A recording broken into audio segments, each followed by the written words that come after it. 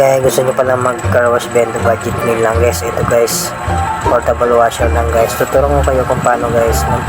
Nagpag-order nga pala tayo sa Shopee ng car wash bento ng 2,000 mahigit lang. Ito yung order natin guys sa Shopee guys. Buksan ni Kuya.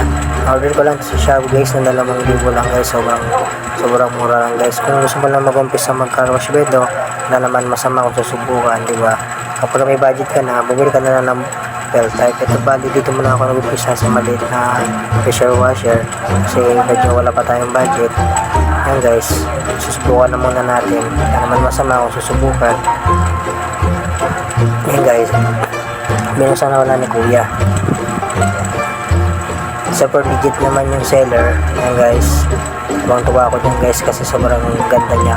Kulay black nga pala yung hindi ko. Ito yung case na pinagawa ko palaki. At ito na din guys yung setup natin. And then ito yung ating pinagawa. Maganda naman yung pinalabasan. At ito nga pala guys ang ating Caps Duty car wash.